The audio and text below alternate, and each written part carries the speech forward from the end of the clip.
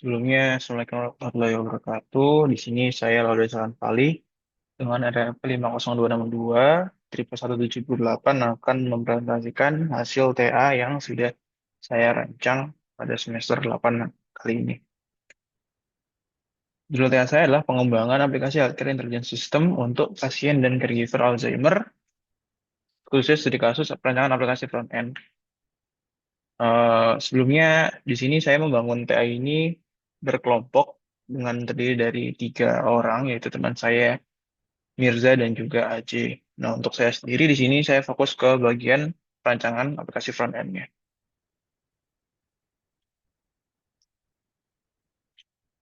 Jadi masalah yang ingin kami pecahkan pada tugas akhir kami ini, yang pertama ini bahwasannya terdapat 55 juta pasien Alzheimer di seluruh dunia, yang dimana permasalahan ini adalah permasalahan yang krusial. Dan tidak hanya cukup di pasien Alzheimer itu sendiri, orang yang mengasuh, yaitu caregiver itu sendiri, juga memiliki masalah yang tersendiri, yang dimana mereka tentunya mendapatkan tekanan mental, beban fisik, dan juga emosional. Merujuk ke bagian Indonesia sendiri, terdapat angka yang menunjukkan bahwa 86% masyarakat Indonesia tidak mengetahui istilah Alzheimer. Nah, hal ini itu diakari oleh tingginya stigma sosial dan kurangnya pengetahuan masyarakat, sehingga kualitas hidup dari pasien itu semakin memburuk. Untuk itu, kami ingin merumuskan sebuah aplikasi yang berisikan fitur-fitur terkait edukasi, pencatatan progres, dan juga aktivitas unik untuk eh, mengatasi masalah penyakit Alzheimer di Indonesia ini. Mungkin nanti akan berupa fitur-fitur yang terkait dengan diet teratur, manajemen stres, interaksi sosial, dan juga olahraga. Untuk bagian frontend sendiri, di sini ditenagai dengan stack Flutter sebagai framework yang dipilih dengan bahasa pemrograman Dart, di mana kami menggunakan metodologi agile untuk proses development-nya.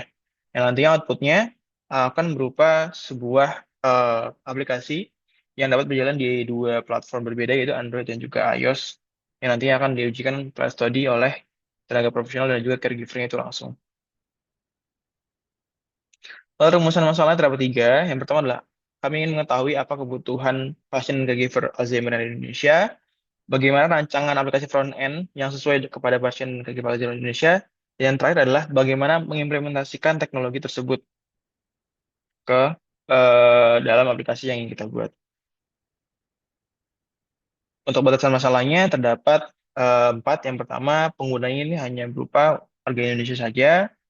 Fitur tidak menggantikan konsultasi medis profesional, hanya mendukung 2 platform mobile yaitu Android dan juga iOS, menggunakan kerangka kerja Flutter dan juga Firebase untuk backend-nya. Dan terakhir terdapat metodologi Agile untuk proses development aplikasinya.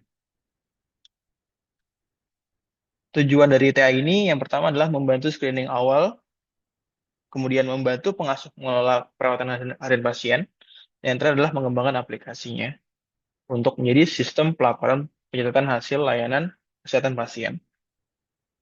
Nah, manfaat yang bisa dirasakan terdapat 3 bagian di sini. Yang pertama ada untuk peneliti sendiri, agar dapat memberikan solusi kepada para pasien Alzheimer akan fasilitas layanan asuhan dengan bantuan teknologi aplikasi mobile. Apabila untuk pengasuh dan caregiver, akan memberikan dukungan kepada pengasuh, sehingga mereka dapat memberikan perawatan yang lebih baik. Dan yang terakhir terdapat untuk institusi kesehatan, di mana di sini kami menyediakan data hasil asuhan layanan pasien sampai dengan rekomendasi dan dasar untuk mengambil kebijakan.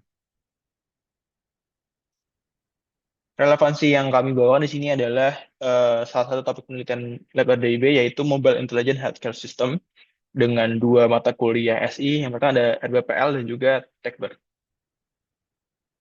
Nah, penggalian kebutuhan yang kami lakukan, kami bagi menjadi 3. Yang pertama adalah studi literatur, tadi yang di awal sudah saya sebutkan. Kemudian kami menggali kebutuhan dengan cara mewawancarai atau metode kualitatif dengan para dokter di area sekunder khususnya, dan juga caregiver, seseorang yang memiliki anggota keluarga yang mengalami Alzheimer. Yang di mana dari kedua proses ini kami mendapatkan output sebuah fitur aplikasi apa saja yang kami implementasikan. Berikut merupakan dokumentasinya. Di sini terdapat Dr. Laila Latifatul Fikriah, dan juga Dokter Indah di RS UNER, dan juga terdapat perawat RSUAS Ibu Sukma Sekarsari. Kemudian setelah fitur tersebut kami capai, selanjutnya kami rumuskan ke dalam spesifikasi fungsional. Di mana di sini dijabarkan semua fitur-fitur yang ada secara tujuan dan juga eh, detailnya. Seperti itu. Kemudian tentunya kalau di front end ini ada pengembangan desain UI, yang dimana kami menggunakan tools Figma untuk merancang baik itu desain lo-fi maupun hi-fi-nya. Dan berikut adalah environment yang kami gunakan untuk mengembangkan aplikasi ini.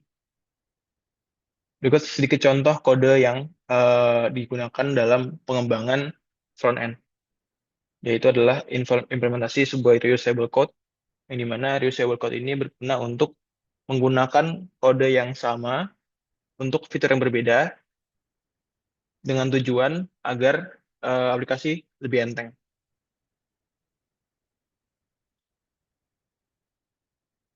Masuk ke bagian internal testing, tentunya setelah aplikasi itu jadi, kami langsung melakukan uji testing dengan metode black box kepada 51 use case, dan kemudian terdapat compatibility testing dan scalability testing.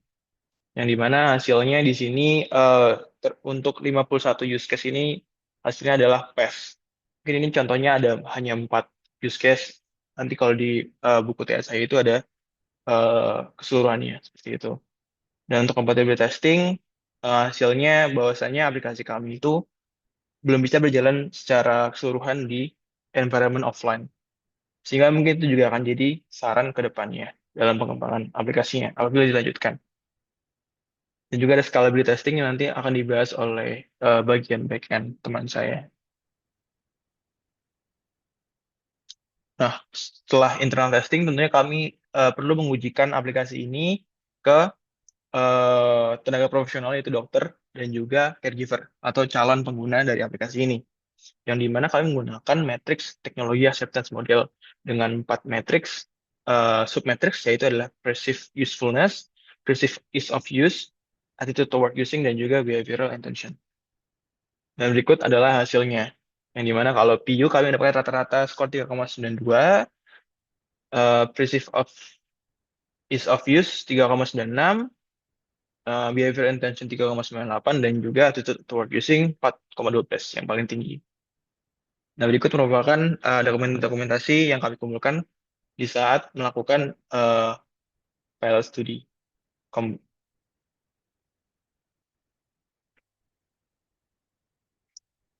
Mungkin langsung saja saya perlihatkan kode untuk membangun aplikasi front end menggunakan Flutter-nya.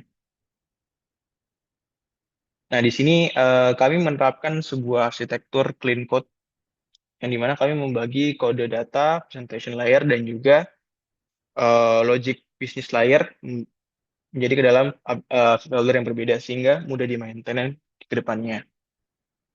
Ya, untuk kode-kodenya di sini saya contohnya adalah membangun sebuah page MMSE test yang merupakan salah satu fitur core di aplikasi kami yang kami beri nama aplikasinya Medica. Ini cukup untuk kodenya. Mungkin saya demokan sedikit untuk menghemat waktu. Di sini saya sudah merekam layar saya ketika saya mendebak aplikasinya.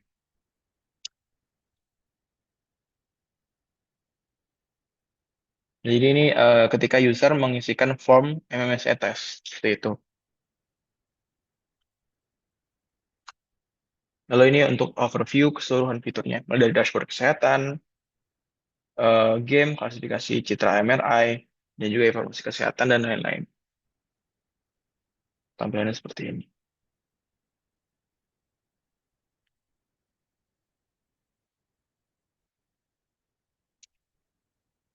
Mungkin sekian dari saya untuk penjelasan TA saya.